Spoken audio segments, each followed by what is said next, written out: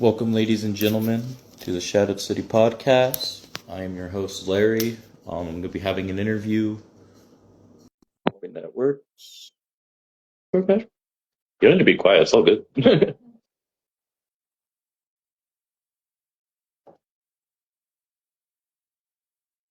Wait upon the man himself, Mr. Cornell, the GPW owner. We're going to get to know who his cause are, what the story is, who he is, how he got into e-fetting, all that fun stuff. True honor that he gave me the time of day.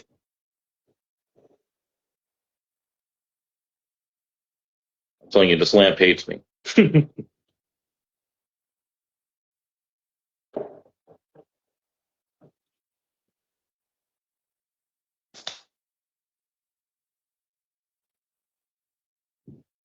I'm going to see if this works, but if this doesn't, I'm going to move to my plan B, which usually involves me doing a call and then uploading to YouTube. I'm hoping that it will be cooperative today. And I do hope everybody's having a great day. Good night, good morning, good afternoon. Having a great day, good night, good morning, good evening, good afternoon, wherever y'all may be.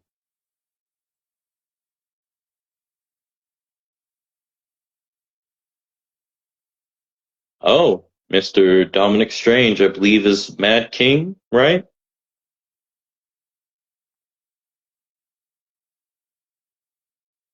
Also, stay tuned for the next Breaking Kayfabe episode with a pro wrestler.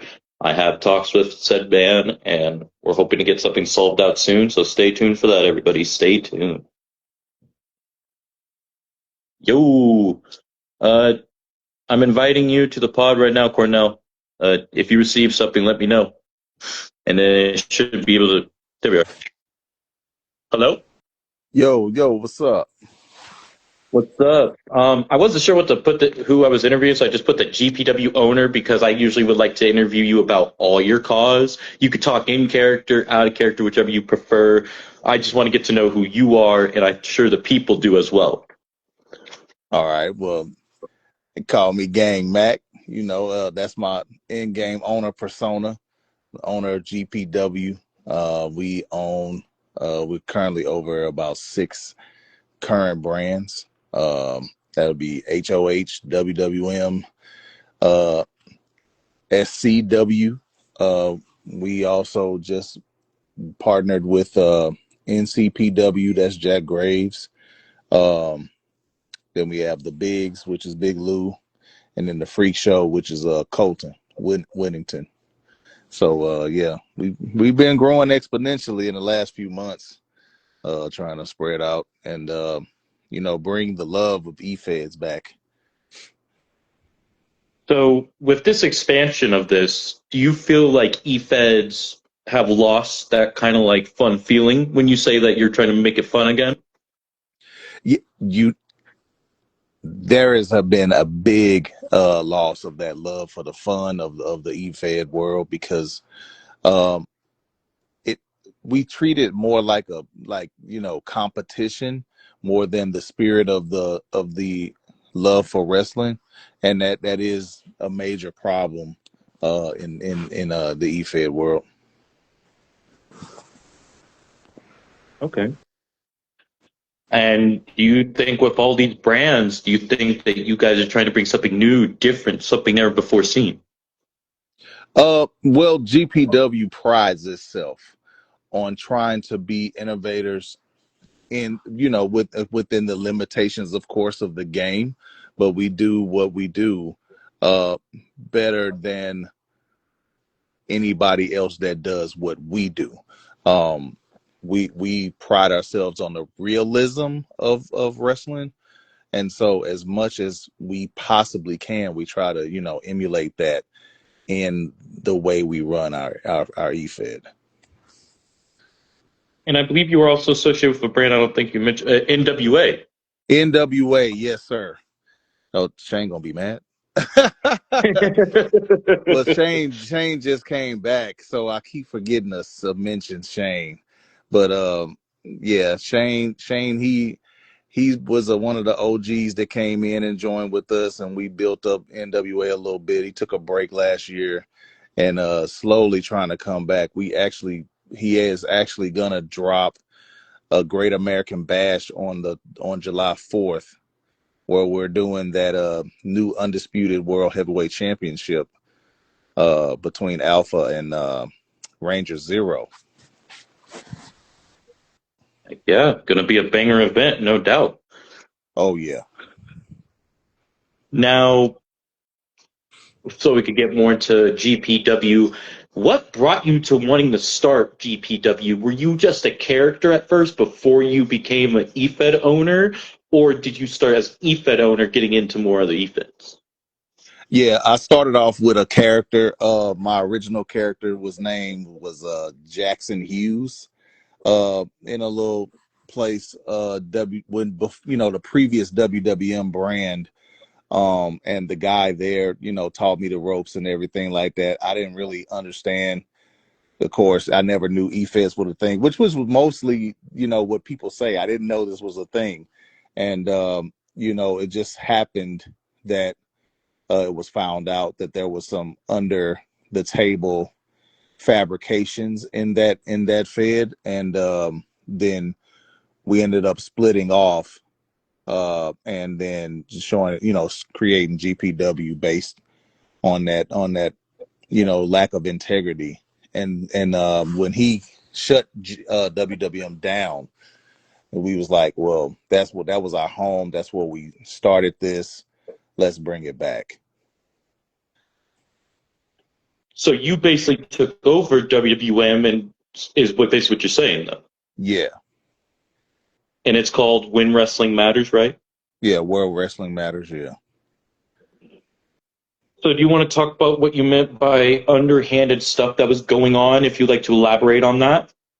Well, the ace in the hole was, there was a live, and one of my current GMs of HOH. He was the competitor, and he lost a match. He was a little, confused of why his guy wasn't doing anything, and so then the guy was like, "Well, I'll run it again right now," and so when he goes to his character on the live, he's a 30, and we're like, "Oh, okay." So yeah, that was pretty much, the straw that, broke the camel's back. So yeah, Okay. it's a lot of that. Some people want to try to manipulate under the table. We understand there's glitches in the game, that kind of thing, with the uploading, and sometimes guys be, accidentally enhanced, but there are ways that people enhance their calls, that kind of thing, and it's just, we try to mitigate as much as we can, to alleviate those problems. I mean, it's an ongoing process. We're literally just at the mercy of the game most of the time, and we just try to make sure we bring the best integrity that we possibly can in our brands. And with GPW, it's also known as Gulf Coast Wrestling, right? That's like another name for it. Yeah, GCW is what the particular show that I run. GPW is the umbrella that covers all the brands. Okay. I like that. And speaking of companies you brought up earlier, Dimebag Dan of GW is watching. The Mighty of IWA, and your buddy that's under your banner of Swag Championship Wrestling, John Robb. What up, John Robb, baby? Since we are on John Robb, you want to tell us how your guys' partnership with SCW started? Literally, it's brand new. We had a conversation. He was, coming back into doing some streaming, and I was like, "Hey, man, you know, I'd love to have you." Me and John Robb have always had back and forth, play banter and stuff. I'm always bothering him, you know. I always say he sucks or something like that, or get on his nerves, And so we've always had a good working relationship. So I was like, hey, if he's from Texas, I live in Texas, it just works, you know. And shout out to GEW and who else did you say was in here? Right. IWA. Oh, IWA, yeah, Mighty and DBD, baby, who just signed with GPW earlier today. It's awesome. I can't wait to see what he does there going forward. Dimebag is a hell of a worker, and he brings more people with him. I will say that. And HOH, want to tell us how that started? HOH was a brand that Outlaw had already had going. It was something he was doing on his own, and he trusted me to help bring his more life into his EFED. He was kind of like, you know, just doing it for the love of it a little bit and would get, you know, fatigued trying to keep up with everything and all of that. So what I do, I decided to take over as the main broadcaster for the HOH and WWM brands as well as my own. And we interchange them, you know, week to week. You know, like it's GCW this week, next week it'll be WWM, so on and so forth. And he enjoys being able to have the care and the life and the commentary and the action and all of that we bring to his brand. And that's what it's about. It's about making this come to life.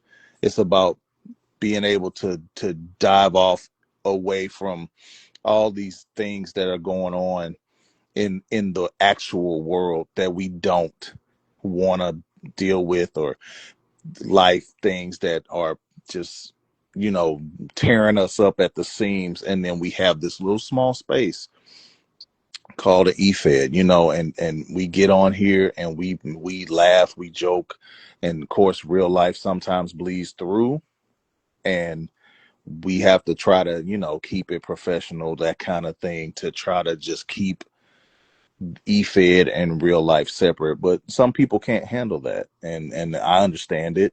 It's just, you know, sometimes it's not for you, sometimes it is, you know. And I just have the drive to just make this. I when I got into this, I was literally hooked, and I mean hooked right from the start. So I wanted to learn everything that I could about this and try to continue to make it, you know, pleasurable for everybody. Well said. Welcome, Jack Graves. And John Robb just said, Wade using his professional voice. Yeah, for sure. What up, Graves? Yeah, I shouted out And NCP Dub, baby. and before we do get to NCPW, do you want to tell us about how you were talking about how some people take it personally? How do you handle situations like that as an owner? Do you just stay in character, or do you like literally just tell them, "Hey, step back," or what do you do? Uh, it depends on the situation. If I know the person particularly well, um, then I'll kind of watch and kind of see how it's going. If it gets too far, then I'm like, hey, we don't do, you know, we need to cut this out or whatever the case may be. I might hit the person in the DMs. Of course, the power of keyboard warring is just is so OP. So like sometimes you can't control once somebody gets in their feels about whatever. It could have just been a match. It could have been like basically nothing, and they just going left. They might have had a bad day, something like that. I mean, it's just nothing that you can do at that point besides you know, ending the relationship, which is an unfortunate thing. I actually had to do that to someone that was very close to GPW recently, because they just couldn't do it anymore. You know, they had too many life things going on, and they just kept lashing out and lashing out and lashing out. And we had to just let it kind of go. But you tried to save it, but it was just too late. Yeah, it was just, well, we dealt with it for at least a year and a half or two, off Oh, and on, to try to fix that problem. It just would not, it just wouldn't work. understood. And for those that have to deal with stuff like you had to, like that, what advice would you give? Keep a level head about this. The easiest thing to do is to lose control over something that somebody else says, because online has become so real to people, and so it's basically a real conversation with a real person in real life. And so things that people say, as an EFED owner, I would say that you don't even need to worry and make yourself like even tempered, because you just expect just the crap to happen. So then when you know that something's going to go down, you just go ahead and you just be prepared, over prepare, stay calm, keep yourself, at a level head, and just talk to people like they're people, not like they're a commodity, like not like they're a number. We pride ourselves in GPW to try to know as much about the members, because that's very important, to know who's controlling who likes to do this, who likes to be in these type of matches, what they like to be. Do they particularly like a soft touch when it comes to you know doing their character? Do they need more updates? Do they like to have DM conversations? Oh my god, I'm always, my phone is always dinging. I probably, like, my only peace is when I turn it off right before bed. Like, I get all kinds of emails and messages and suggestions and all kind of things like that, and it takes a toll. But you have to learn to just process the thing, kind of let it go, and be accepting that when you're doing this, this has now become a segue kind of slash career. And so it's your job as an owner to deal with all of those things. So if you're not ready for those things, don't do this, you know? Oh, yeah, exactly. Thank you for that. Thank you. And um, like you were talking about earlier, you recently partnered with North Carolina Pro Wrestling, but it was under the IZW banner. But then once it got into you, it changed the name. Did you give advice to Jack for changing that name, or was that all Oh, Jack? oh no, he planned to change it when right when I was about to talk to him. He went ahead and he was like, we were talking to DMs. He was like, I'm about to change my name. And I was like, okay.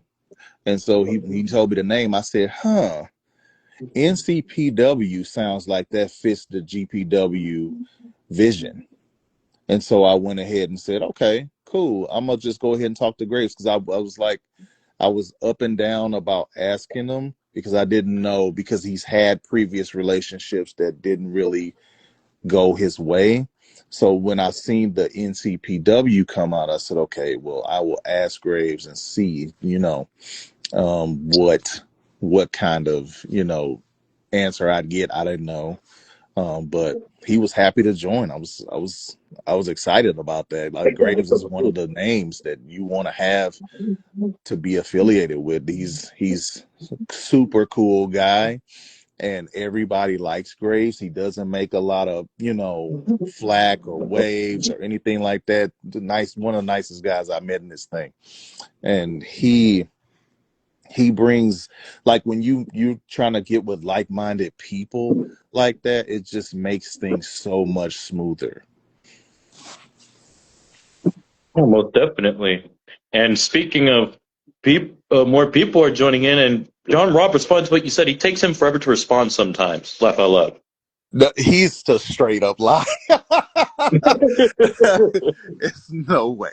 Like, I'm like, he he waits for like 30 seconds. He's like, "Hey man, you see my message?" And like, yeah, yeah, I see it.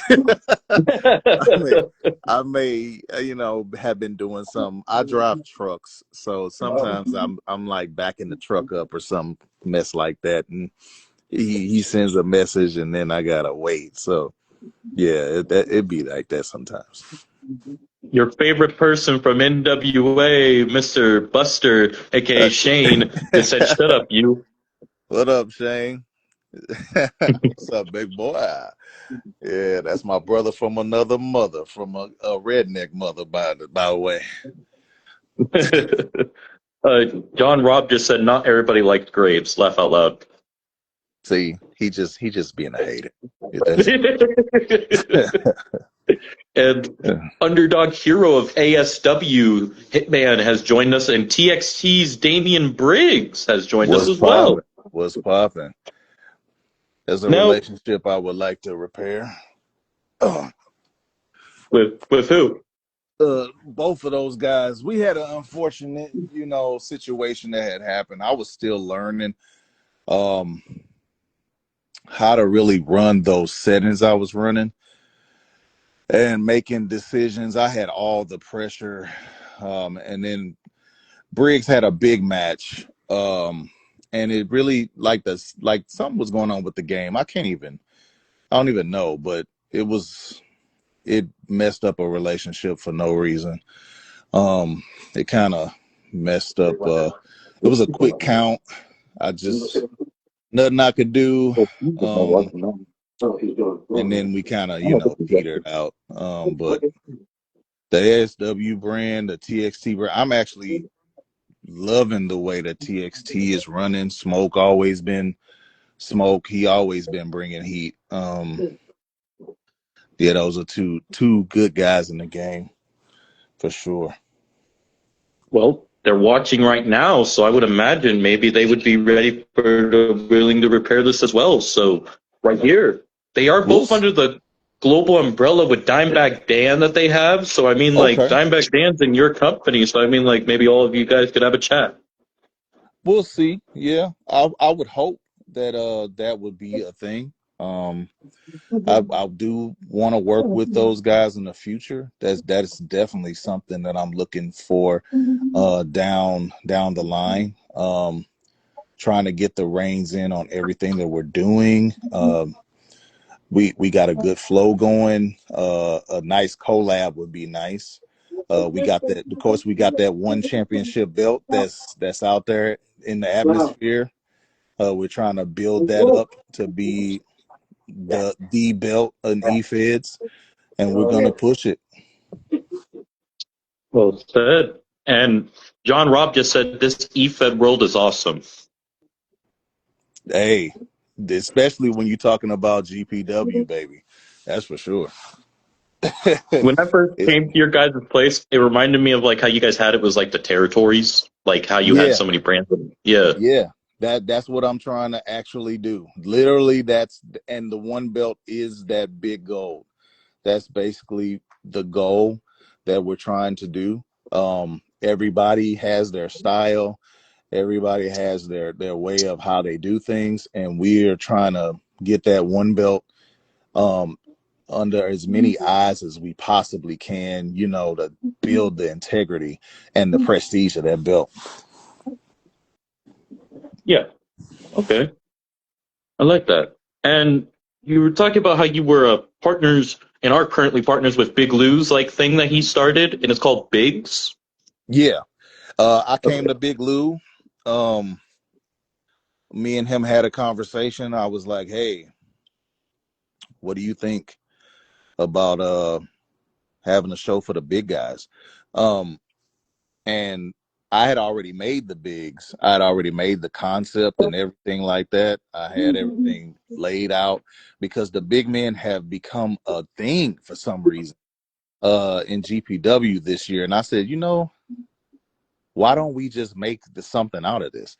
And so when I noticed that I wasn't able to really give it the love and attention because I was handling the big three, um, I said, okay, I need a guy that knows and loves these big men as much as I do. So when first thing I thought was Big Lou. And so I hit him up.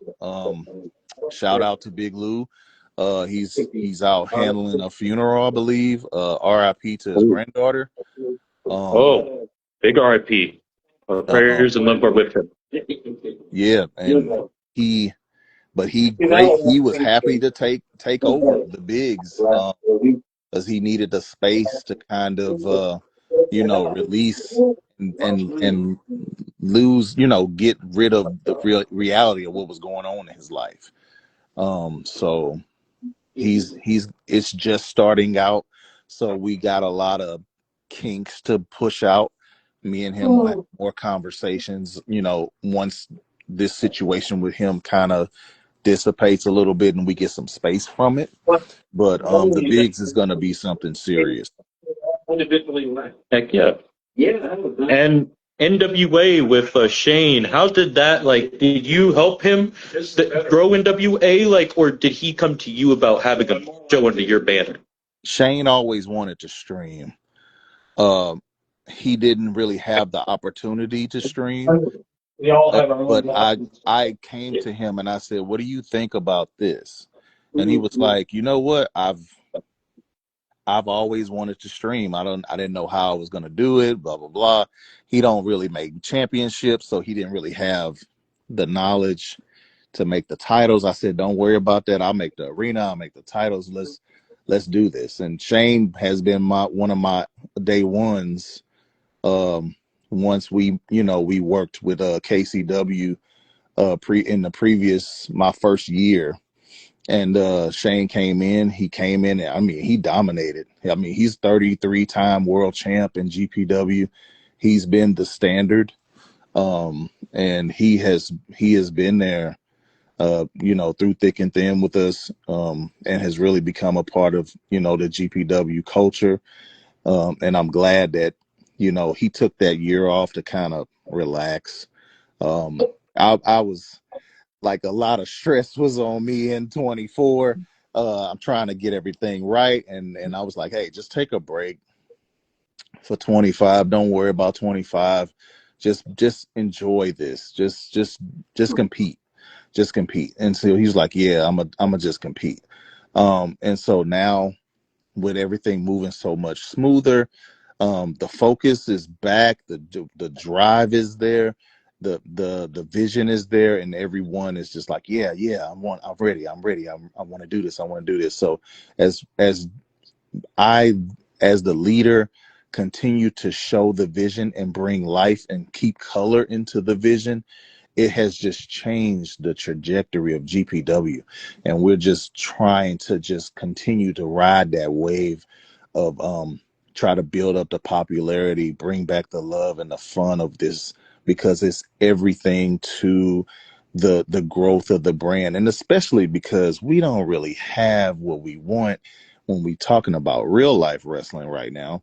So we trying to simulate what we should be seeing, what we did see.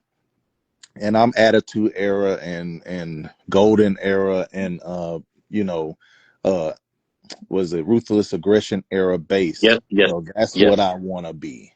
That's what we want. We want to be that direction, that ingenuitous brand, Okay. and just keep bringing the heat and keep growing and just making this into something dynamic. And Shane just said GP Dub is home. Hey, for sure. We had I was talking to Briggs at one time trying to get him. He was like, I don't know, man. I'm probably gonna do my own thing. That's back when we had him in the GM chat. I was recruiting Briggs hard, but he was like, nah, man, I'm gonna do my thing. And I was like, okay, cool. But then that unfortunate thing had happened with the match, and then it kind of just it ran him hot, which I can understand. I didn't really handle it that great. And then it kind of, teetered off, like I said. But, to get a Damian Briggs or a Hitman Smoke to come back and collaborate would be great. And Wes Grimm, welcome Wes Grimm, the King of Chaos. He says he's got his cause up under GPW1. Oh yeah. See, Grim coming back. That's what I'm talking about. We trying to get. He just talked to me in the stream. We just had a hell of a show. and we just steamrolling right now, man. It's on fire right now. We just trying to do what we do. Everybody that is affiliated with GPW is enjoying it. We're getting fresh faces all the time. Like we getting people from PvP to convert to AI. Well, we getting like it's going crazy right now. Like, yeah, and it shall continue to. And uh, Jack said, "None of y'all mofos are ready for what's about to hit I ya." see him. Whisgrim just said, "It's actually Don Harrison and Tiffany Harrison, brother and sister." And welcome the OG Bishop Okay. Freeman.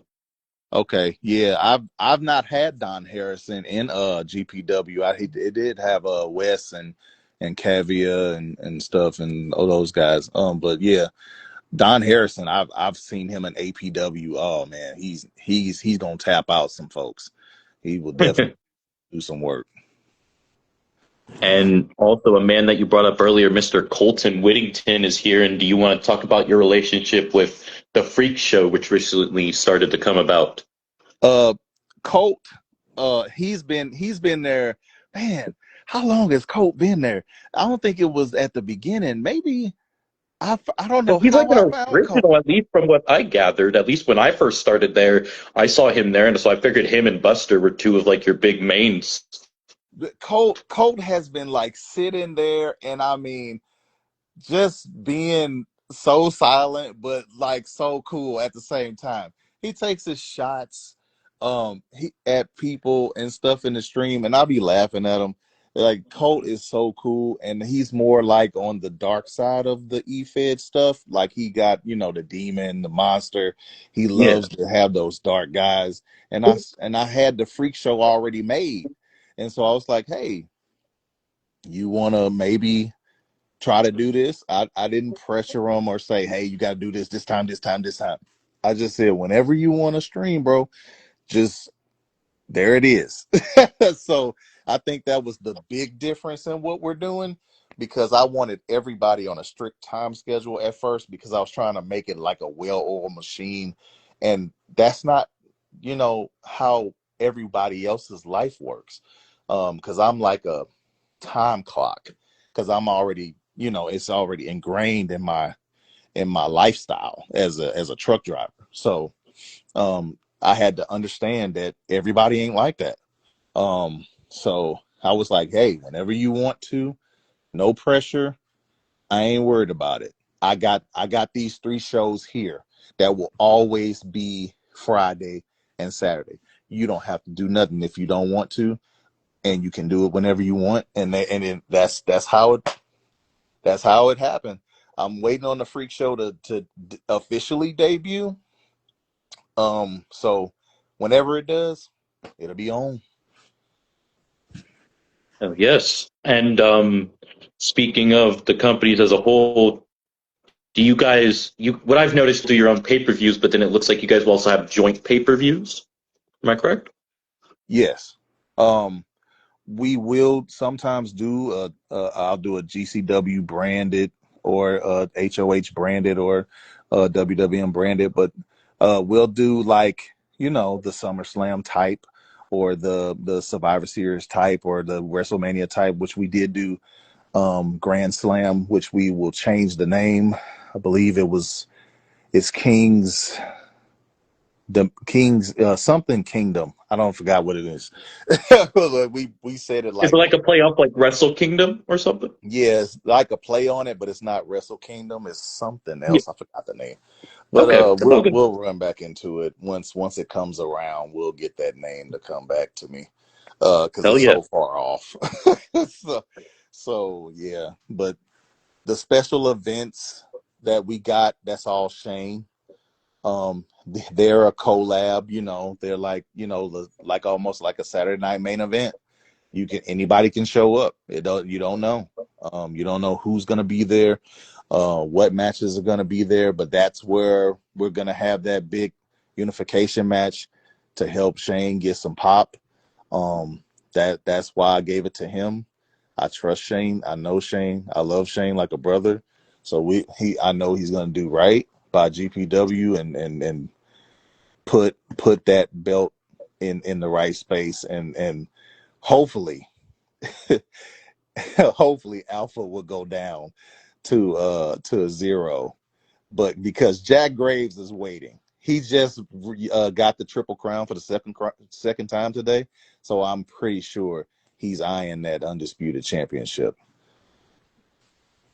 Okay. Well, you do have significant championships as well. Speaking of titles, do you want to run down all your championships and their significance? Um, well, starting with the undisputed world heavyweight championship that we just newly commissioned. That will be a merger belt between the light heavyweight championship and the world heavyweight championship, which is held by Alpha. The light heavyweight championship is held by Ranger Zero, and it just came to me like, hey, we need to go ahead and unify these belts and get that light heavyweight division out of the way, kind of make it to where, because the light heavyweight division, it's like, then you got a world light heavyweight champ, you got a world heavyweight champ, and then it's like, well, who's better than who? So I was like, what better way to just kill that than to unify them, and then everybody got to go that way. And the only way that you can get there without being in that match is to win that Triple Crown. So you would have to go through the three brands, the big three, which is the GCW brand holding the Gulf Coast Championship, holding the WWM Legends Championship, and the HOH Heavyweight Championship at the same time, which qualifies you to carry the Triple Crown, which is literally just a novelty belt to show that you have all three. Then we have of course, three other little show belts. The GCW has it's so many belts. We have so many. We got so many Yes, you shows, do. like hella belts right now. But we got the HOH belt. The women have the Atlantic. We got three women's titles. The Intercontinental, the World title, and the Atlantic Championship. We have the WWM has the Legends, the International, the X Division, and the Next Gen Championship, which got changed from the Television Championship. And then I have mine are the hardest for some reason. I have the Gulf Coast Championship, the Intercontinental, no, the Intercontinental Championship, and the Continental Championship, and then the North American Championship. So, yeah, and then we got the big men because they are off in their own world. They have the Bruiserweight Championship and the Den Championship, which was called the big one at first, but we changed it to the Den once Big Lou took over. And then we have Okay. space for the cruiserweights as well. The cruiserweight, what is it? The cruiserweight something impact. Something Impact. Okay, brother. Something The impact. Yeah, that's a lot to take off of. Cruiser Impact Championship. Yeah, something like that. I don't know. But it's basically a newer belt because we just brought the cruisers into play this year, and that's actually been a nice addition to kind of like swing get a different feel in the matches and things like that. I'm sure I'm missing one belt or two somewhere. Oh well, of Didn't course, you also have U.S. belts at the time? the HOH US Championship we do have. Oh yeah, and the Ultraviolent Championship with HOH as well, which just changed hands. Big Lou got beat by Tank earlier today. And you also have the One The Championship, which one, I believe is like one of your big belts because that was like one of your big belts with the promotion, right? yeah, the biggest, the one championship, and of course, you know about the Mecca. I The- mean, because like Ranger Rogue keeps on going back to the belt, so who? he can't Dude, get I'm away from it. sorry. I've noticed Ranger Rogue at least has held it, if like almost like a Ric Flair raid, if not much Yep, more, maybe like John yep. Cena. He has to have it. He needs it. He lives on it. He's trying to wean himself off the belt right now. He didn't even take his rematch clause because he wants to go for something else. But it's just going to be a matter of time. Ranger Rogue will be back for that one championship, and he does it all the time. He's always been able to hold it. He's held it for the longest. John Robb held it first, and he wants it back as well. But Big Lou holds the Mecca, which that title won't probably be on the line for another 5 or 6 months. So yeah, we got a lot of belts, but they mean a lot, especially that Mecca, the one, and that new undisputed world heavyweight championship. I do And plan oh, I do plan probably in 2027 to try to get a actual replica of the one title. And the person that wins at the end of the year will have a copy of that belt. wow. That's incredible. That's a huge honor, bro. Like you would be paying for this belt, sending it to said person? Yeah. Okay. So if they like lose Out of it, do my they have to pocket. ship it to the next person that holds it? Or is it literally What's gonna just there? happen is that first initial championship will be all me. Okay. After that, we'll see how it goes. We'll do a buy-in for the year, and then we'll do it like that. Okay. I like that. And Colton, when we were talking about how long he started, he said he came in 24. Shane said he's been there since the end of 24 at least, or in the middle of 24. Yeah, Shane came in with the KCW wave. Once we had a conversation with Jag, and we got a big push from KCW in my first year that we were running. And then yeah, Shane literally took over running the world titles. Like he was just running the world titles. Colton hit most his damage has been done with good old War Maiden. Like she's been like a woman standard in several E-Feds. War Maiden has, War Maiden and Britt Monet have an infamous rivalry. yes, a huge one.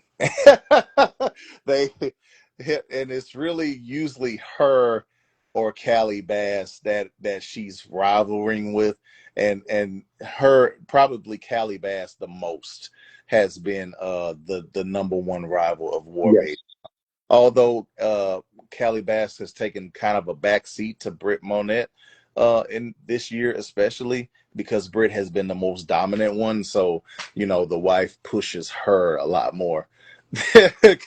So she likes to run with her most dominant. And then so yeah, her and him and her have had a big rivalry between their calls. Yes, indeed. Me and Colton have talked about the Cali Bats and War Maiden story Yeah, quite yeah. a time. It's crazy because she'll hold it, and it's like for some reason when Callie has the belt, she drops it to War Maiden. If War Maiden, she'll beat anybody else if she has the belt, but she gotta defend it against Callie. Callie takes it, and it never changes. It just never changes. Yeah. And Colton stated, I got to get two belts ready. I got the so far a grind. I got to grind a bit more on season 3 pass to grab a cause. I might run a tournament when I get it done, and might run a rumble for female division as there's not many.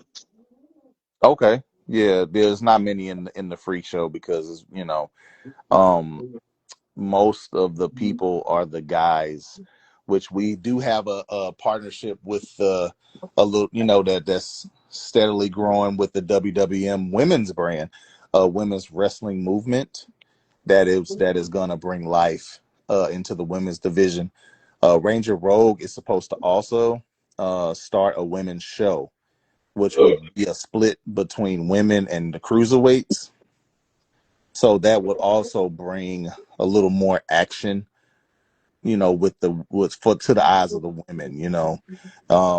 we try to showcase as much as we can, but of course, with it being a male predominant EFED, we got a lot of red tape we have to clean up. You know, they're doing rivalries, title rematches, stuff like that. So they really take the prime position.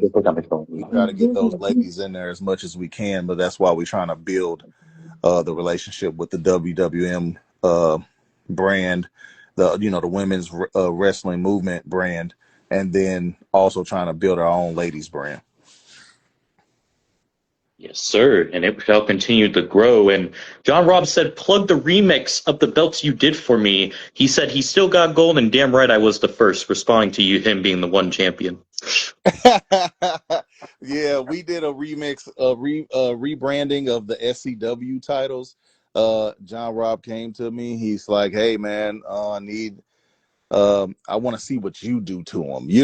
I was like, "All right, I'll do that." I mean, that Millie title. Oh my goodness, man! I can't even tell you how I thought of that.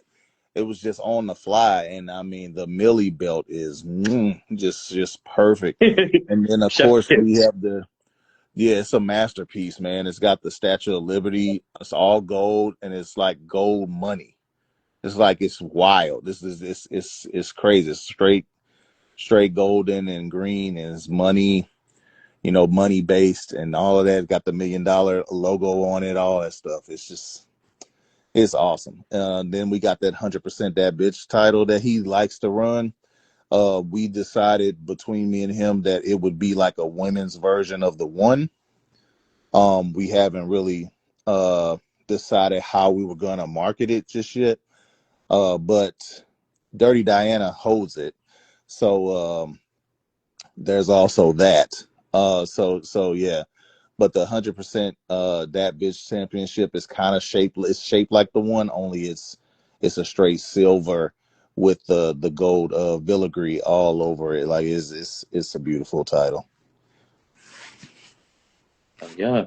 And Jack Graves said that Mecca title needs to come back home to him. So Yeah, Big Lou got his hands on it. It was between he ended up getting eliminated in that chamber, and it was between Big Lou and Rob Anderson, and it just slipped right through Rob Anderson's fingers.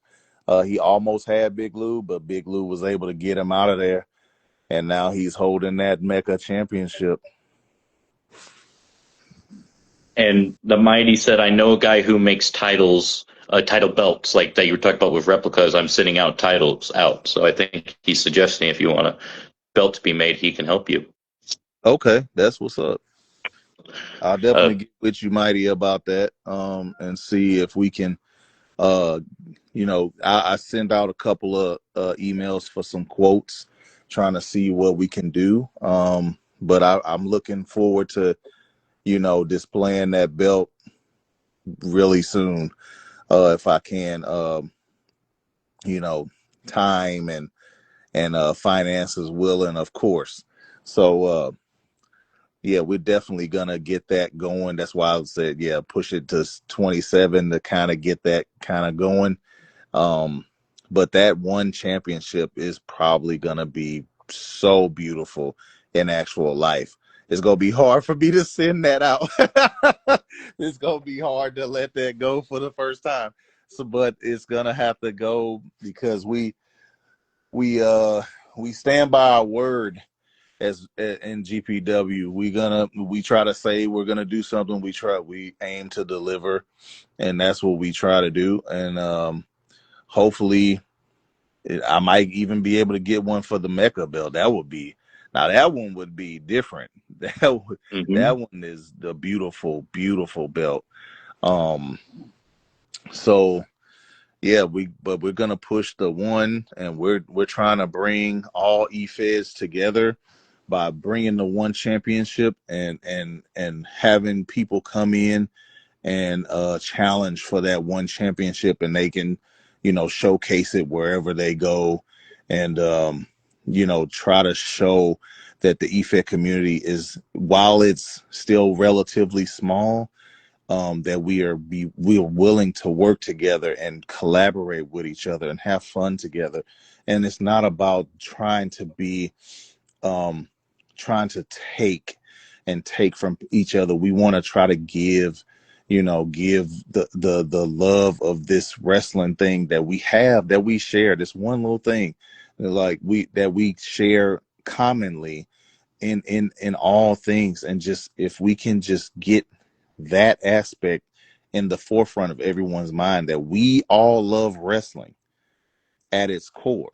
We love real wrestling, real stories, real people. And as much as we can be the real, genuine person that we are, that we can make eFeds great once again. Shane said "feck war maiden," and then Colton's like, that word "feck war maiden" start be chanting in the chat whenever she appears. Yeah, literally, that's what happened. He said, "Nah, you."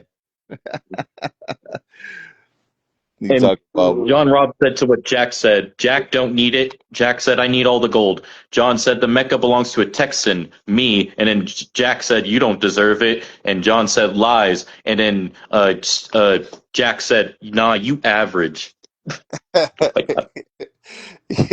Well, currently, truth be told, John Robb has not been invited to the Mecca, so he can't even touch it at this point. Oh. So John Robb gonna have to step his game up if he wants the Mecca to send him an invite. Well, you heard it right there, John. False hoods, says John Robb. Yeah, Savage won. He when the Mecca decides to give him a buzz, he'll know it. He will know it. And welcome Brent Goose Randy. And Colton said, and I quote, I did have an idea to bring back the Gatekeep title back for a bit as a test run for females. And Rule 3, single title defense, and fourth is a fatal four-way. And if they retain, they cash in for a title shot for it, or it could be done in a tournament to start it off to get it slowly going. Okay, that sounds interesting. I like that, actually. We will definitely discuss that more in length, Colt. I like that idea, and I appreciate him being like that goes to show someone like Colt, who literally just kind of chills in your eFed. He don't really say a whole lot. He might be a part of it and everything, but me and Colt have built that relationship where he can trust me, where I can trust him to take care of something that wasn't necessarily initially meant for him, but I trust Colt to be able to take care of it like I would take care of it, and give it the love and attention it needs. And so yeah, we'll definitely talk about that. And John Robb said that needs to be recidified with responding to he's not in the Mecca. Jack said because he's not an elite. And then John Robb said deformation. So there. So I think you Hey, got something brewing here. You got something brewing here. yeah, yeah, we might have to put that on the Great American Bash. I think if Shane's still watching, he might need to book that. Jack Graves, um, I'm open to him having two matches. If he runs that one in play now, that way it doesn't mess up his opportunity. But yeah, he doesn't have anything just yet set. So I mean, hey, if we want to do Jack Graves versus John Robb, I'm with it, because he's already solidified that Triple Crown championship. He ain't got nothing else to do. So one of those titles can be on the line that he has. John Robb can beat him. I don't know. The Mecca might be watching. And speaking of that, I do have a suggestion for this matchup. If this is just a big suggestion, John Robb wants in the Mecca. He's not in it, but Jack is. What if Jack's spot in Mecca gets put up on the line? If he loses, his spot in the whole entire Mecca goes to John. Fortunately, for both men, there is an open spot in the Mecca, so he doesn't have to. He doesn't have to put it on the line. Okay. To do that. And besides, Jack was the first champ. There's no way I would put his on That, the line. that's true. That's very true. Jack was the first champ. Book it. I'll kick his ass. Well, it looks like Jack wants it. Yeah, he Jack is very confident, especially in his new build. Jack Graves did a retirement tour, and for some reason, he has held the international championship the entire time that he was on his retirement tour, and he was trying to build up Ortiz, and Jack was just kicking ass, like just kicking ass in GPW, and he was like, you know what, man, I don't think I'm a retired Graves. And And so his focus became Graves. Mighty just said, "Hit me up and we can talk." Mighty will take that spot. Mm. And Oh, so apparently, see, John Robb John said, Robb. "Whoop who." John Robb said, "Whoop who." Slap yourself. Hey, he said, there you go, John Robb. So you got another person trying to find their way into the Mecca, and you might want to be wary. The Mecca could choose anyone. Indeed. And for those that don't even know what the Mecca is, you want to tell us how the whole entire Mecca process started and where it is today, like from where it started and what happened in between and where it is today. You want to tell people who do not know? Well, okay, so the Mecca is basically like a club. It's basically a club of elites. And I was just like, hey, what if we had this area where only these guys can go? Only these legendary names are able to get there. And because they've had to have title upon title upon title upon title, and they have dominated all over the EFED world, and they have just been the standard wherever they've been at, whether they, down or up, it doesn't matter. If they've been holding that weight and that gold and that name is heavy, we want them in the Mecca. I know there's names um I haven't seen or haven't heard of yet. That doesn't mean that their name doesn't hold weight. And if I find that name, they might get that call. And that's the biggest thing about what we're doing with the Mecca. But it's about 10 people, 10, yeah, about 10 to 12 people right now. Um, and it's going to stay small. It's going to be competitive. We don't run it a lot because I want to make sure that prestige of that belt and have as few holders as possible to make sure that when you hold in that belt, you're gonna hold that belt because you earned that belt. And the trial to get to the moment to get to the Mecca is tenuous. Like we do a lot of trying your call to the limit of what your call can do to see if you're gonna hang in the elite core of the Mecca. So that is a very big piece of what we do. So Mighty, if Mighty will allow Mighty to show up in GPW, we will maybe scout Mighty. However, Mighty is not in GPW, so I don't know what Mighty can do just yet.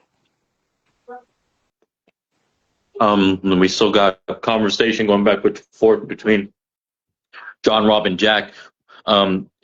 Jack said, "I'm going to kick your head off, and you can kick rocks," says John Robb. And apparently, Jukesy has joined us from SPW. He said, "What's up with the national champ making his presence?" He's talking about the title he holds in SPW, and he wants a piece. It looks like you may have a new combatant coming. And then Wes Grimm said Don Harrison will be there soon. There's a lot of people in this chat that want to go to I'm GPW for that trying to Mecca tell spot. you, man. I'm telling you, man. GPW is what's hot right now. It's not that it ain't other places that's hot. It's just we want everyone's attention. We don't just want, the people that is in our circle attention. We want everybody talking about GPW. We want GPW on the minds and the mouths of the E-Fed world. That's why we're pushing so hard to do what we do, and that's why we do what we do in Triple H's voice. You know, we are trying to push excellence, and that's what we are about. We this drive to be the best is never gonna stop as long as I run this. And Well said. Jukes, you can hit me in the DMs. We'll have a conversation, bro. Oh, I would love to see him in GPW for sure. And going forward, I think it's perfect fitting now. Let's talk about your characters. So I have 8 listed. If I am missing any, please let me know. But these are the 8 that I'm aware that are your cause. If you're ready for this. Okay. Um, so we'll start with Gang Mac. Okay, gang Want to gang tell us is where he started and where he is today, like what he does? okay. So initially when I made GPW, you know this, that Jerome ran GPW. Yes. So Jerome GM ran GPW, and I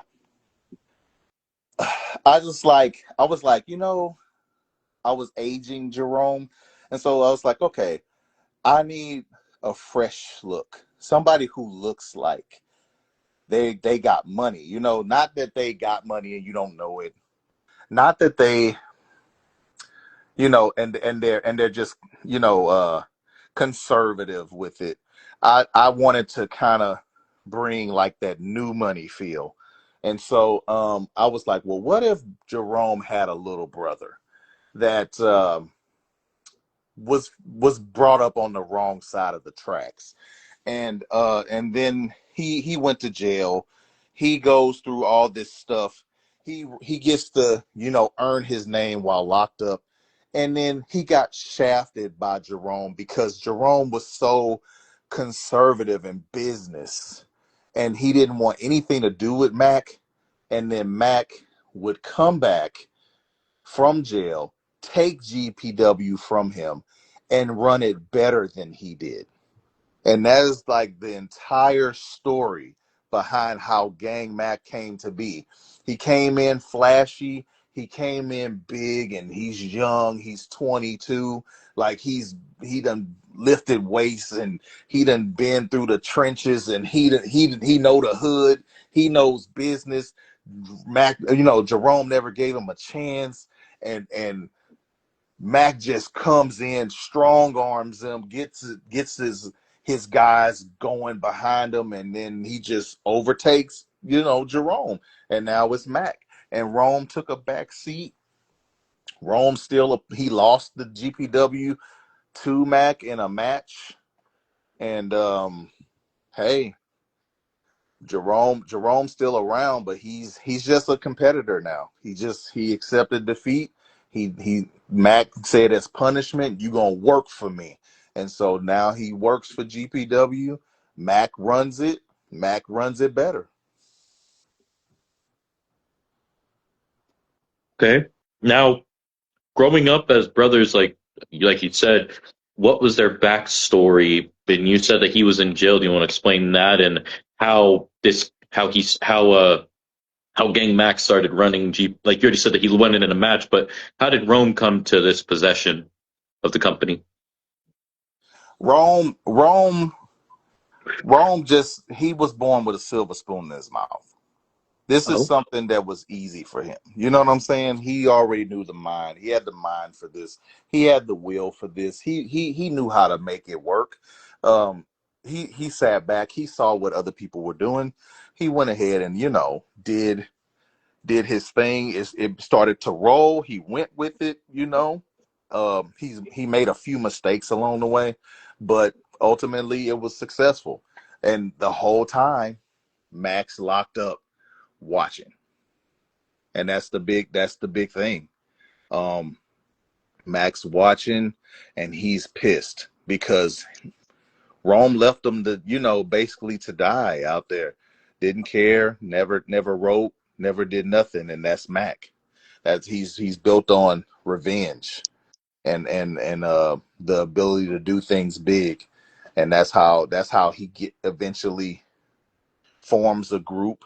Uh, as he comes back to the company, Rome lets him work for him. He comes in humbly in deception, trying to get Mac, Rome to let him come back. Mac, he lets Mac come back. Mac builds a secret army and just overtakes GPW. Yeah. Well said. Well said. You want to tell us Roman Gang Max finishers and signatures for both of them?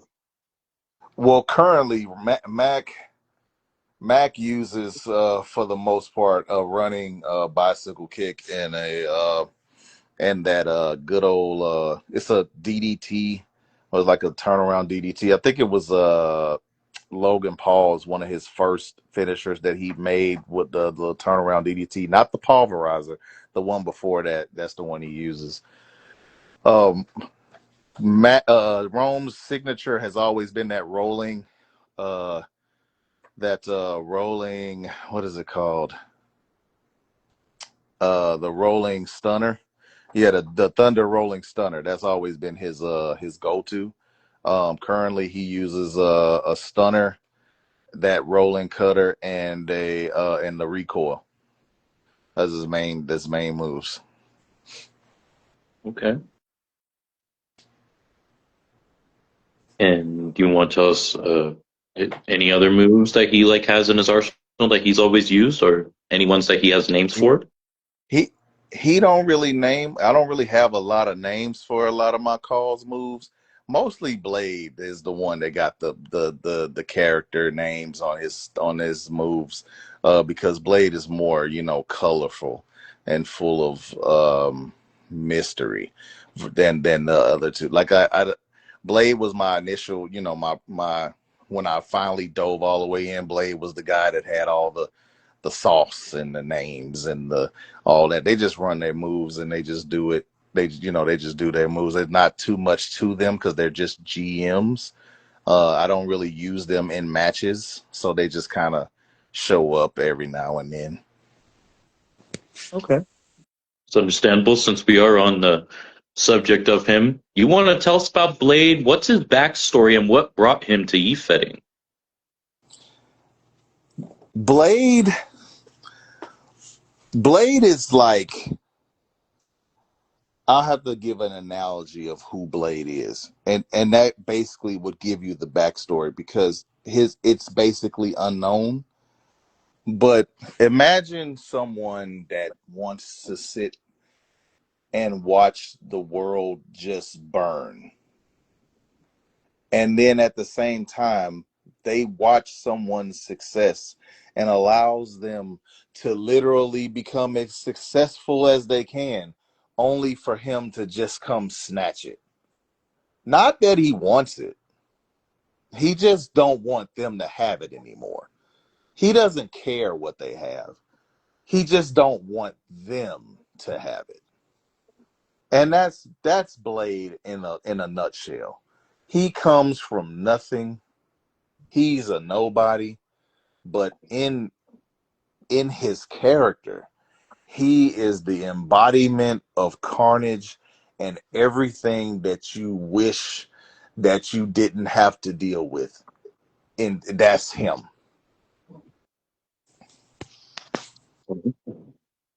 You want to tell us about his finishers and signatures, as you were just telling us that he has names for them too? Like for the longest time, he used the punchline, um, basically a Superman punch. I recently just retired that off of him, for reasons beyond my control. The video game makes it so reversible, so I went ahead and shelved it. Now he runs a super kick, uh, which is literally just, I don't have a name for the super kick yet because he just started using it this year. But Okay. his main move is fun with friends, and that is the DDT, the butterfly DDT. Um, he used to use something called the big top He doesn't use that anymore. I literally just did a rebrand of him. So I haven't named all the moves yet. Um, but yeah, the punchline may become something else.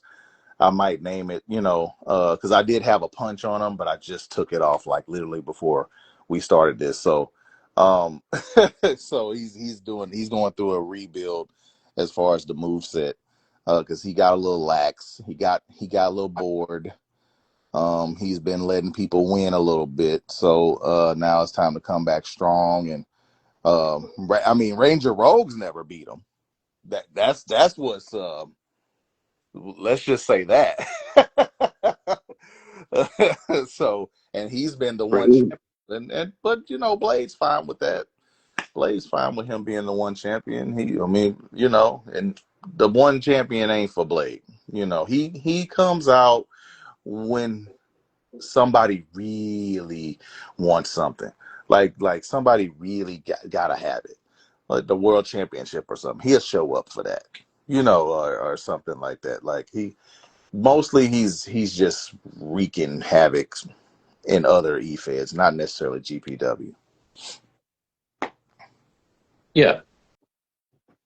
And Wes Grimm sounds like he wants to have his cause fight Blade at some point. It sounds fun to face. And Colton said, if you want to get your butt kicked, go ahead. I only win against him barely.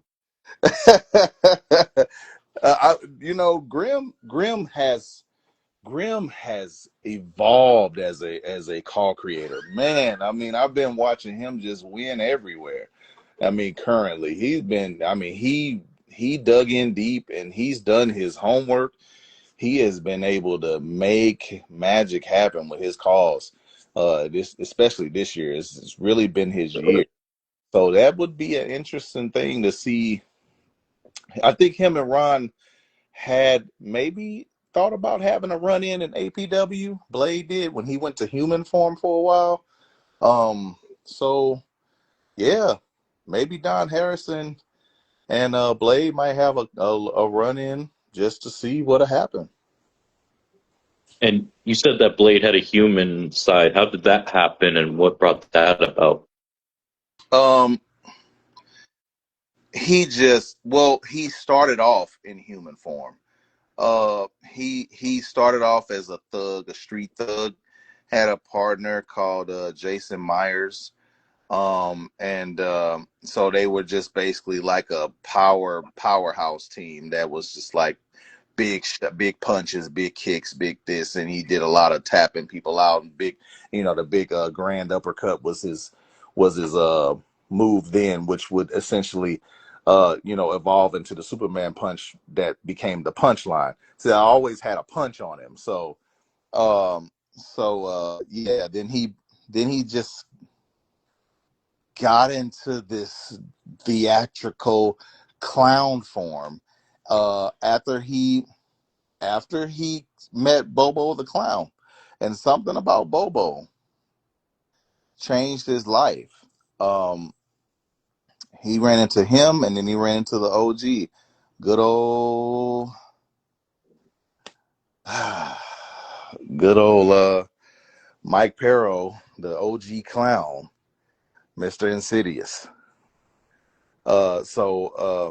After seeing those different areas where Bobo was the quirky, uh, kind of like the quirky comedy side of the clown, and then you got Insidious, the dark, sadistic side of the clown.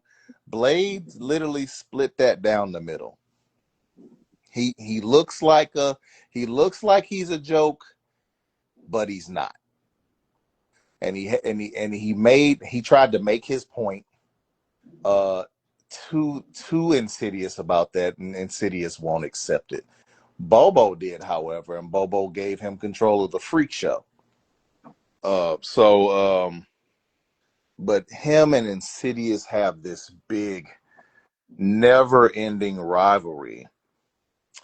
But uh, there is something in the horizon in regards to Blade and Insidious. I won't necessarily say what it is, but I will say that there is something in the future in regards to Blade and Insidious. Very looking around, probably when 2027 comes out, it'll show itself. Well said. And Wes Grimm said, nah, it's gotta be Wes or Zarek. Chaos versus Chaos, Carnage versus Chaos. And honestly, Zarek, Wes's son, has been on fire lately, and Colton said Blade don't mess around. All right, but well, maybe we can get with Mighty and make that happen. That's where Wes is. So yeah, maybe we can make that happen over in IWA. That'd be interesting. Um, Speaking of Blade, recently, or like for a while now, he's had a woman clown by that he I think is his love is Ty. If I said the name wrong, I think I pronounced it wrong all the time. Tyba the Yeah. Daz, Tyba Days, Tib the base. Tip debates. Okay, Okay, so technically it's tip to base. Is something that my wife she it's a phrase that she used, and it literally sound is what it sounds like. And so what okay, she did was what she did was is she took the name and she made it like one word, like tip the base. And I was like, okay. And you remember Tip the Base had the purple ponytail. I mean, yes, the purple puffs and stuff like that. yes. And she was human.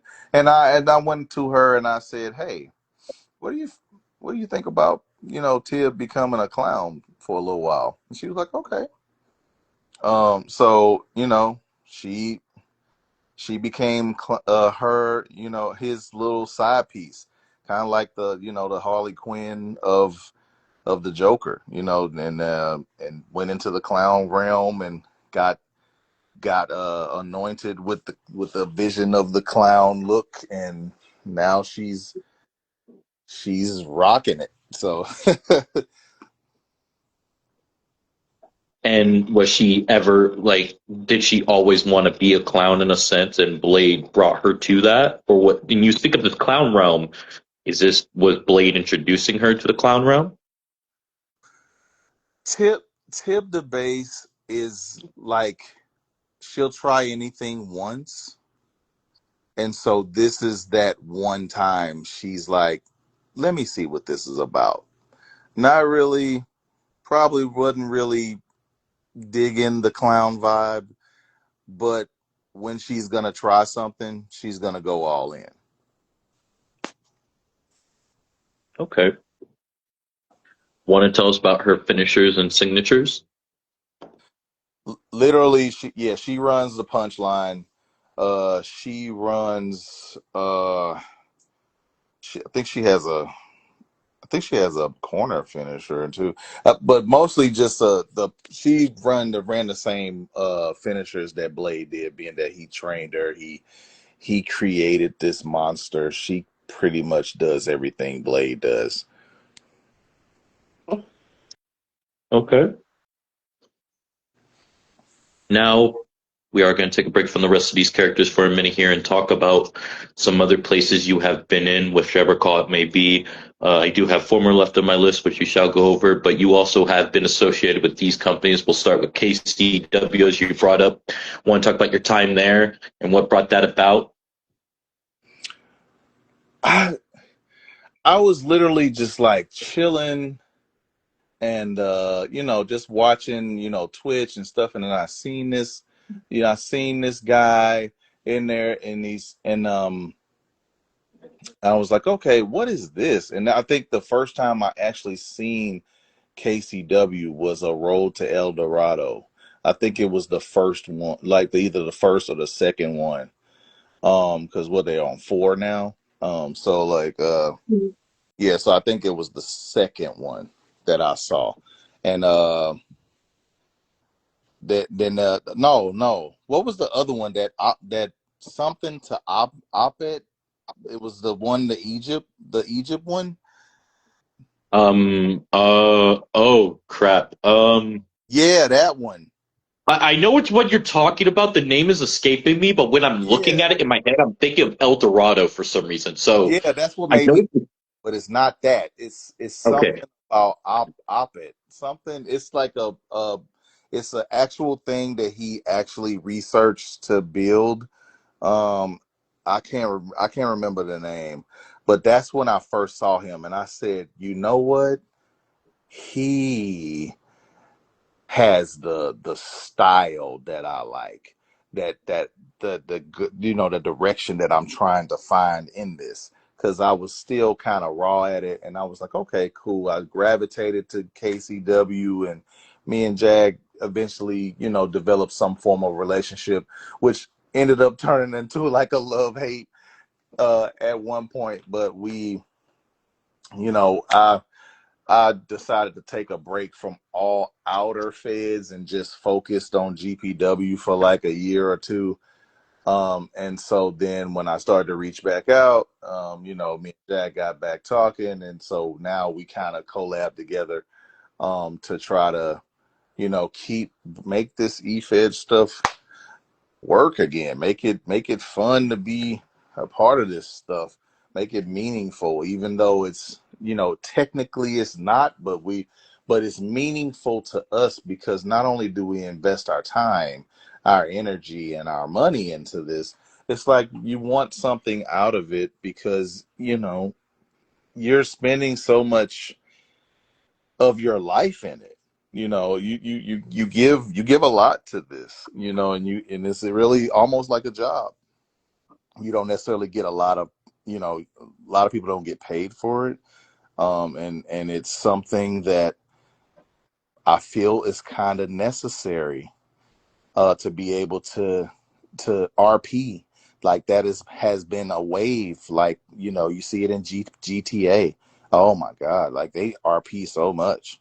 So uh the eFed community is a big place for RP, and to find your niche, to be able to live in this realm that you grew up in, and that some people still humongously enjoy watching wrestling and being a part of wrestling, regardless of what it looks like, because they grew up in this era, possibly.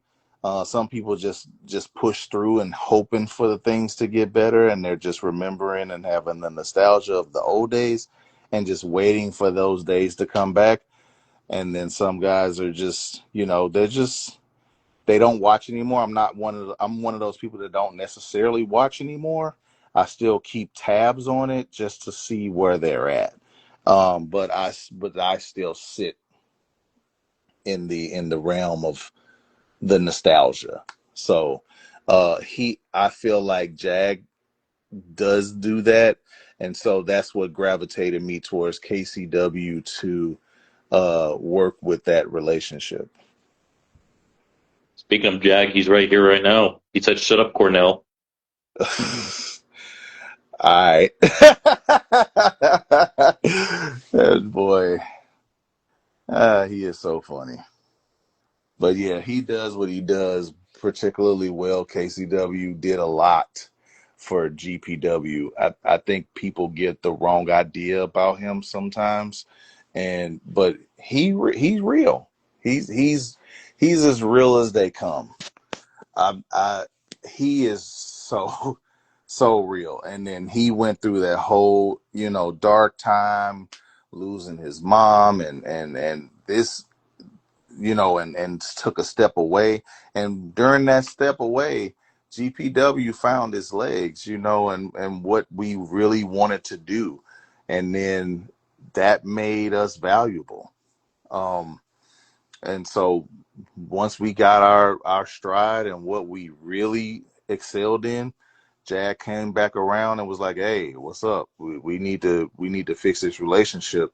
And I think he sees what GPW is able to do, and we can push to be like the, push this, this conglomerate, this bond, and try to build the network between eFeds to try to make things just seamless. You know, it's hard to do when it's just a handful of people trying to do it, and everybody wants to build new eFeds every 30 seconds. It's like a new eFed now, and I do understand the audience is moderately becoming of the autistic and those type of people, and we have to acclimate ourselves to be able to, accept those people and understand them and give them the space and the place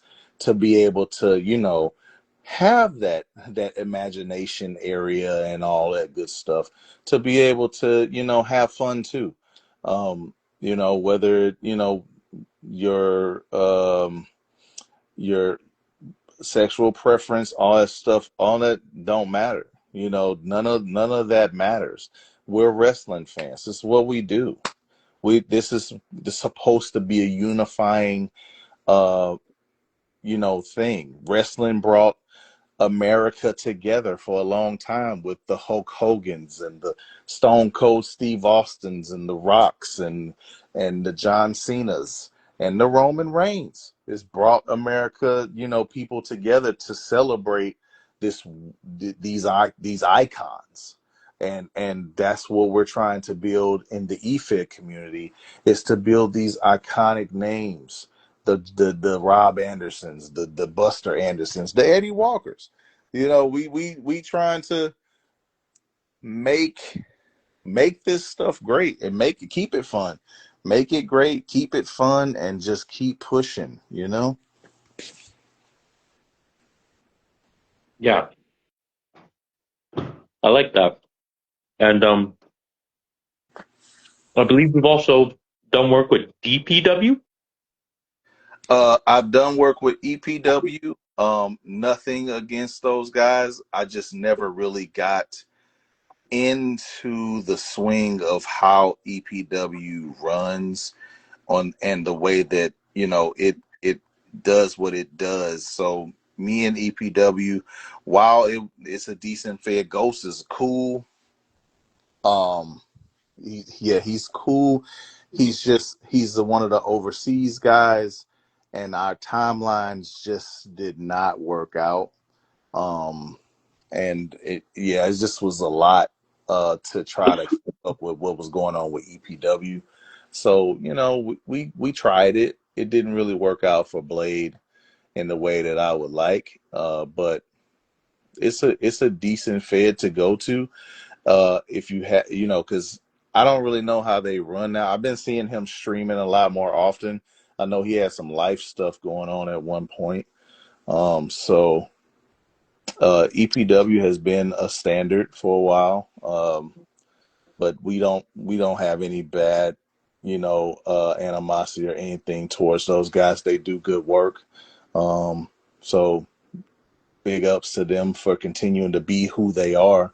And we just, it just didn't work for GPW. Well said. And you worked for Dragon Pro, or still are, right? Yeah, I recently just kind of started messing with Corey. Um, I kind of show up in and out of there. I support them more than anything. I kind of come in like when they doing the house shows. I'll come in and try to get a match with somebody or somebody like that. They're really into the RP of the role playing and the story, so I kind of let them do their thing. And because I got so many things I do over here, I don't really worry about championships outside of I I'm a I always say in my head I'm an EFED owner, and if I want a championship, I get it. But mostly, I just want to fight. I just want to compete.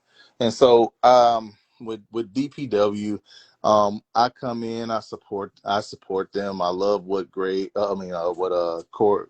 does, and um, they make it pretty cool. I've talked to him a little bit about how he does his streaming, and that has helped GPW exponentially. John Robb has joined the commentary team for GPW, So we do give credit where credit is due. DPW did help GPW become a better and overall presentation. Um, and Frost is a good guy. Okay. You work also for SLW, Southern Land Wrestling, ran by Tommy Gunn, or have you? I think you associated there. If not, you're still working there, right? Yeah, well, Gunn has a lot going on. I'm in there. Uh, I just kind of been, patient, trying to, wait. I don't think I debuted yet. Uh, yeah, I don't know if I debuted. I know he told me I was gonna debut, but I don't know if I did.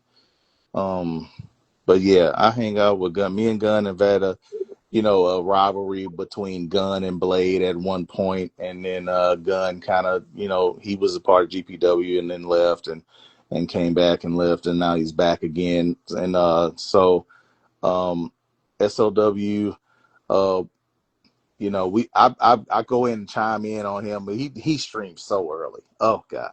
But I be up though. Like, he streams at like 3 a.m. my time. So I when he does do it, because he's way in Australia. So but Yeah. I understand the time difference where he can't really engage like he would like to over here. But yeah, I'm a part of that, and I just watch him and support him mostly because he's running slow burn storylines a lot. So I mostly just end up just watching him, and then just showing support, trying to just talking to him in the stream and stuff like that. That's mostly what my role is right now in SLW. Catering.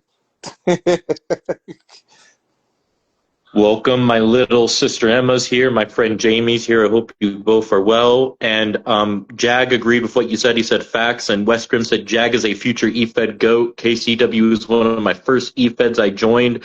Colton was talking about Travis Edwards, EPW. He'd been streaming during weekday, mostly Monday and Tuesday. And then Westgrim said was supposed to debut on SLW next week. Okay. Yeah, yeah, yeah. So scheduling aside, like if he can get his stream going in SLW, Tommy Gunn, he'll get to me when he gets to me. I mean, I'm not in any particular rush. I got the GPW stuff going on. We got so many things going on. So, but I'll be wet, ready and waiting. And the last company I have listed that you recently joined up but have been making waves there, IWA. Oh yeah.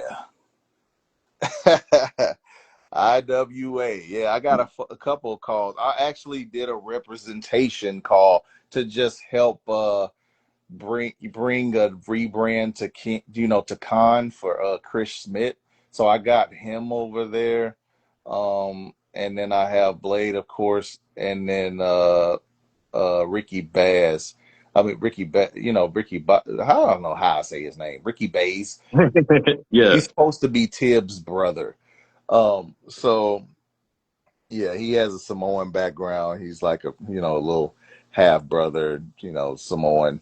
Um, but man, he was torching Big Lou earlier. Just didn't win.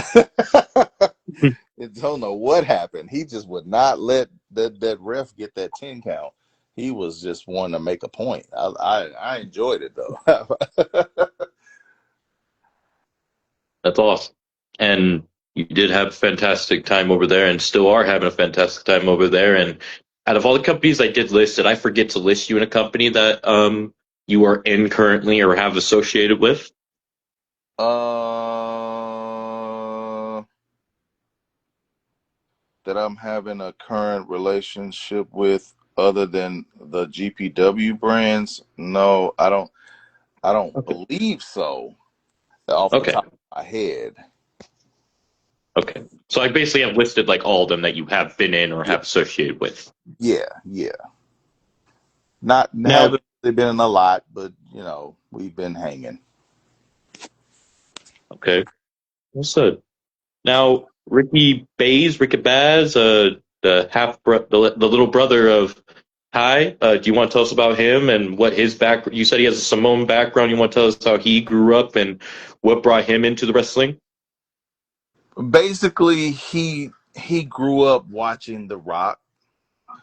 In the time when he came back around that 2013 uh era, and just grew up watching him as a kid, and just wanting to be that electrifying force, uh, and be the a chief, wants to aspire to be a chief, just like The Rock, and just wanted to be this great individual, and trying to just overtake, the legacy of, trying to be like the great high chief Maivia, and all of those guys, and just so basically his story is still developing. He's so young, but he's so agile and so uh powerful and quick. So for Ricky Bays, the sky's the limit for him. He's basically kind of like in that Rocky Maivia stage, where like Rocky Maivia was like this flashy kind of, he's like a hybrid of the Maivia and The Rock. He's got the swag of The Rock, but he has the look of Maivia. Okay. Now, want to tell us about his finishers and his signatures? He I haven't named them because they're my that's my wife's call. Uh, Okay. but yeah, he runs a super kick. I think he has a stunner as well. He runs a rock bottom, to emulate The Rock. And then he also has a Styles Clash because he likes AJ Styles. Awesome. Now, want to tell us about Britt Monet, where she came from, what's her background, and how did She she get into wrestling? she's the queen. She's the engine behind GPW. She she has been the strength and the backbone of what GPW is, and Britt Monet is the flashy queen. She's the one that feels like she's above all others. She walks that, she talks that, she shows that in the ring. She grew up not necessarily with money, but she had the money mentality, and that's how she got, attached to the Jerome, the Gang Max situation. Whereas Callie Bass is more like Gang Max girl.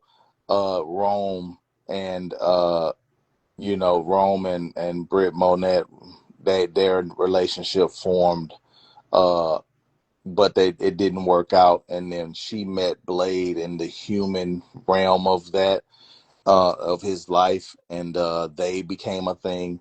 But now she's just off on her own, doing her own thing, and kind of getting close to Max. So yeah, so that's basically So her her story. and Matt are a thing. Yeah, they're a little thing. Mac had a little, fling with Mama Anderson, which was like a flash in the pan. We don't want to talk about that. Oh no! Oh, oh no! But yeah, Mac was like, he seen Mama Anderson in that gown, in that that gala that one time, and I don't know what happened, but that was a bad deal. Yeah, Mama Anderson, she loves her Daddy Mac, or the Mac Daddy, as she would call him. He been avoiding her ever since. I don't know. It's like she had him hypnotized for a second, but now he runs from her at all costs. Now, do you want to tell us about her finishers and her signatures? um, Damn, what is she? Oh, she's running the recoil as a finisher, and she has shoot. I don't even, I don't watch them. Well, I watch them, but I don't like. I made her so long ago at the beginning of the game, so it's like, dang, what are her finishers? Like, I got so many calls that I touch, um, and that with the I got so many like people that you wouldn't even think that were mine, that I actually create. So it's like I do so much. So I don't really keep up with the signatures and finishers as much as I should because I got so many calls. That's understandable. I do have three cars left on this list that we shall go over, and then we could see what else we can go into. And the next one I have is Kelly Bass. Oh yeah, that was originally Rome Squeeze, and then she started to get a feeling for Mac, at one little time, and like Callie has been around since the original WWM days, and Callie Bass has always been the dope, bougie, um, kind of like Hasidity side of my wife, and she started off as a dark skinned girl, and then went and got that good old bleaching, got her eyes painted, all that kind of stuff, try to be more, light, try to get that skin light and all that stuff, and then became, went and basically did she's from California, so she just kind of did a transformation, got some work done, got a, liposuction, all that good stuff, because she was a lot chunkier, and so she did all of that. She got the full body work done, the movie star body. The attitude, the swag has always been there. She kind of runs like the Jerome build, with the exception of I switched her finishers. She has the throwback. She does the what do you call that shit? It almost looks like it looks like a sling blade, but Yeah, it's not. I keep forgetting the name of that one. Every time I see it, I know it, but then when I'm thinking about it, I don't. But either way, but yeah, she likes to dominate. She's a technician. She does her thing. She doesn't necessarily submit, but she likes to control the ring with her with her in ring knowledge, and but she is been one of the standards of GPW in the women division, multiple time champion, like 4 or 5 time champ. So she has held her weight and paid her dues for the GPW brand. that's good. A staple. And Yeah. you have Nels Wade. Yeah. Now he's brand new. Um, Literally who he is he's the okay, so you know how you have a self image of yourself? He's Yeah. literally like the self image of me in wrestling form. That's who Nels Wade is. That's why he has my name. He's literally like what I would have wanted to be if I was a wrestler.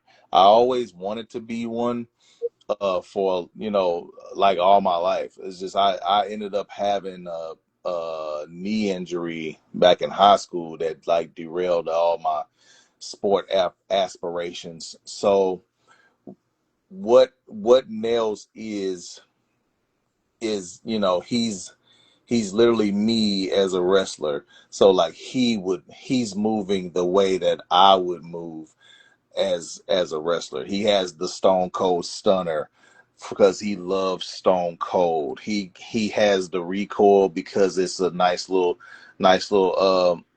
kick that brings that knee up, kind of like a homage in a way to Carlito. Like he has another, I believe he has another type of whippersnapper. Um, Oh, so he runs very up tempo, very Yeah, very in your face, very aggressive style of wrestling, and he tries to keep your head on the swivel. Currently, he's the television champ. For some reason, he won't drop it, no matter how many people I put in there. And I'm trying to get him off of that belt. He just won't release it. He is one half of the tag team champions of SCW with Jerome. Yeah, he's been doing his thing, and he's very dangerous in that ring. He also has a, you know, I think my staple in most of my calls this year has been the super kick. All of them have some type of kick, like so they all bring it. And Nels and Rome are members of the Final Four, correct? Yes. Now in GPW, they run with the Final Four under Buster Anderson, and then in SCW, they are under uh, John Robb with BDI. Okay. Okay. You want to tell us about where the Final Four started and how that came to be?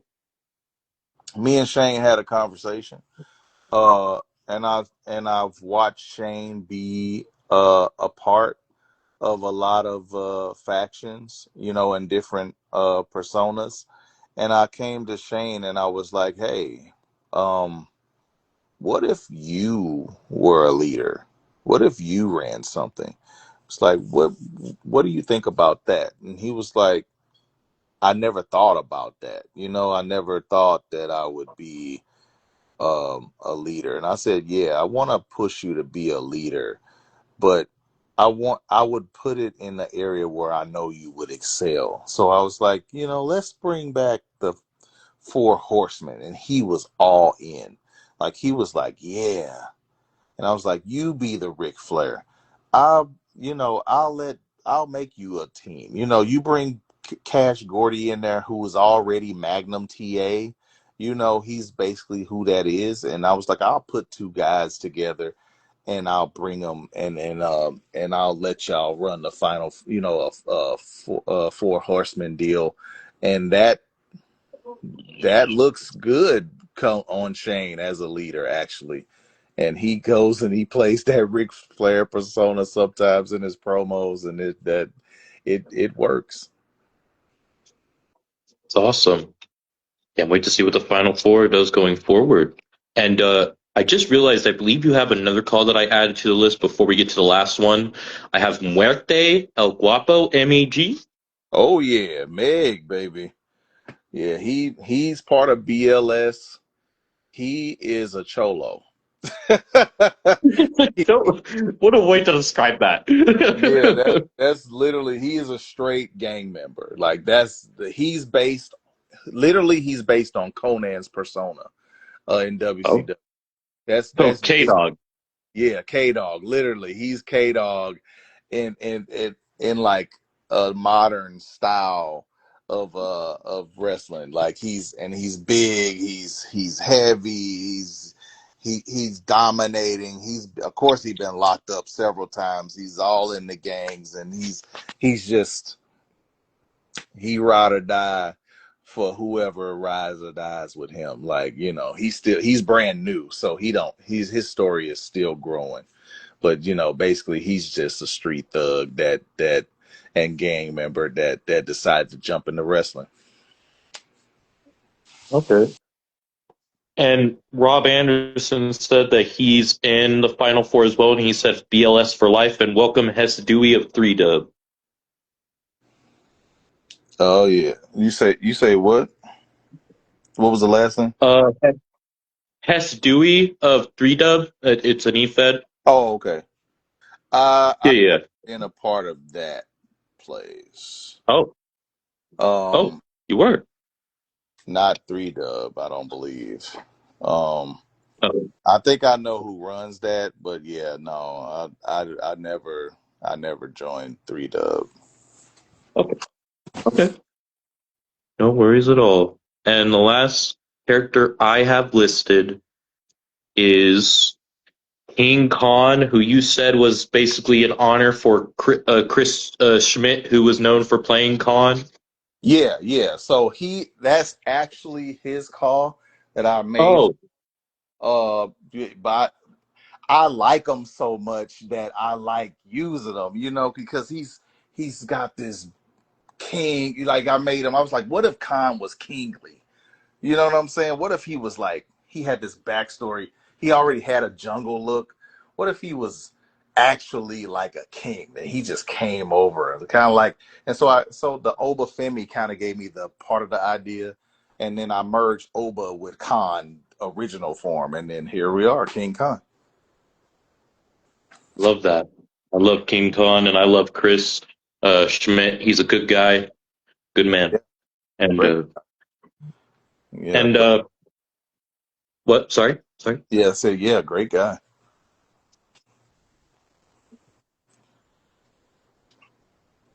Um, so between all your costs that we've talked about, what ones share your similarities, and what differentiates you from them in the eFed world compared to real life?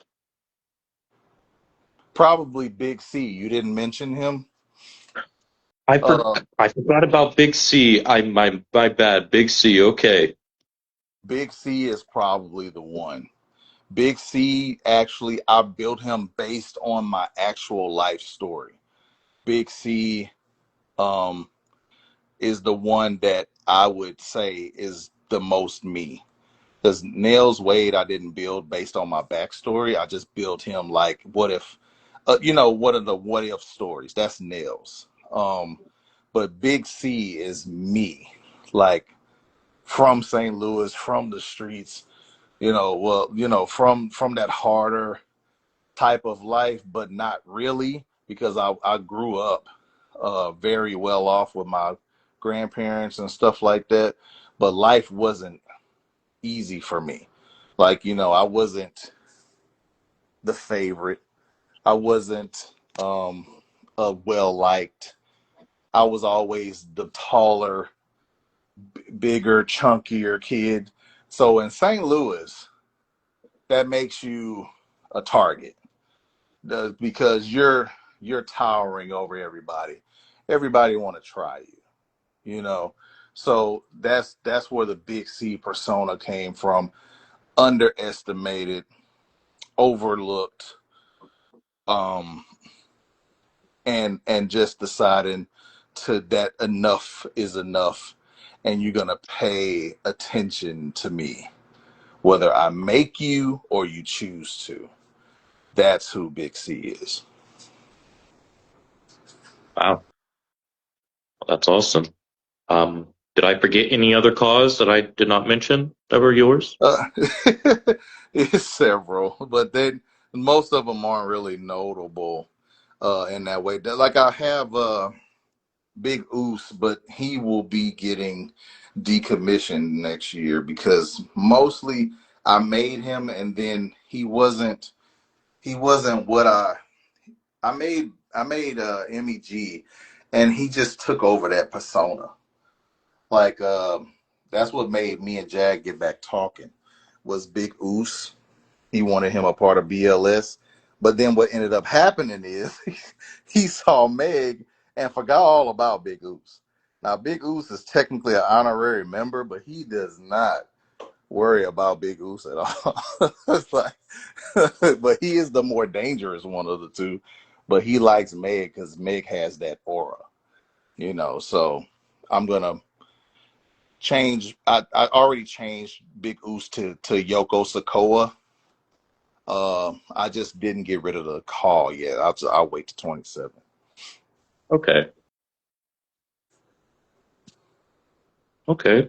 I can't wait to see what you do with that. And are you thinking about, without like, if you, unless you want to tell us, are you thinking about making any other cause that you always wanted to do and never have been made before? I probably will. I don't know what those would be yet, but literally I make calls when I get an idea. When I get an idea, like the look of Bobo and Aku DD Dollface. I made all of those for Joseph. And so, usually I help a lot of people like Outlaw. I helped create what's going on with Outlaw, and um I do a lot of back behind the scenes work with a lot of different guys. I create calls for guys sometimes. Just all depends. If I got I'm in the creative juices. Mostly it's the arenas, the titles.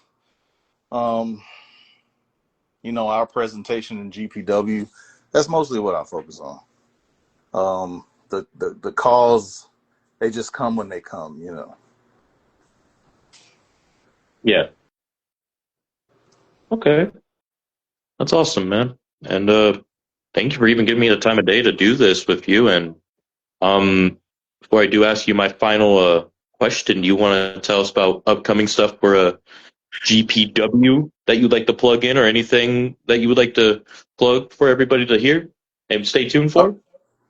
Stay tuned for the SCW tournaments coming up. Of course, I said the Great American Bash for NWA.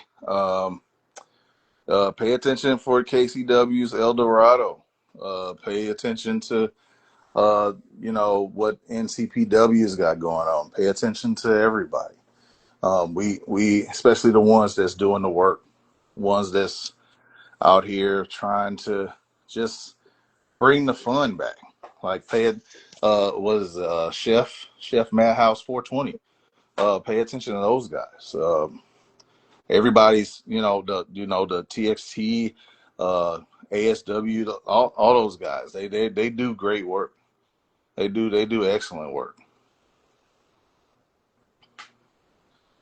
Shout out to all of them, definitely, brother. And I can't wait to see if that relationship gets paired between TXT and ASW and you guys. I would love for you to do something with them in the future. Yeah, I would definitely enjoy it because they got good stuff going on. Like I said, me and Briggs at one point I was giving them pointers on how to do this thing, and so it's been working out very well for them. I know I'm not going to take credit for everything, but we just talked. I don't know what they're actually doing because I don't follow, but Yeah. uh, but yeah, they're doing good work. Oh, yeah, brother. And a question I ask everybody on the pod usually comes down to my final question. What do you want your legacy to be in eFeds? The one that brought this all back together. Okay. That's what I want it to be. The one that made it unified again. It's so divided. It's so capitalist. It's so self-centric that I want to be the one that helped mend it. That's like my goal, and I'll aim for that till I hang it up.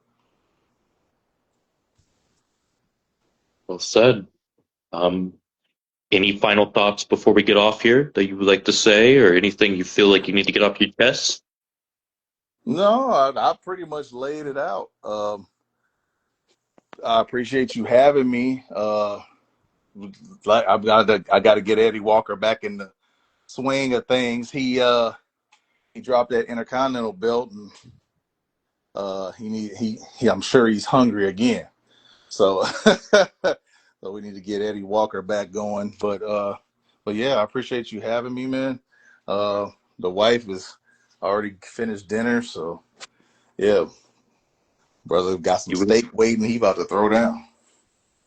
you enjoy your food and dinner, and thank you, brother, for coming on. You know you're always welcome on anytime, and stay tuned, everybody, for what's next. All right, all right. We hope everybody has a great day, good night, good morning, good evening, good afternoon, wherever y'all may be. Peace out.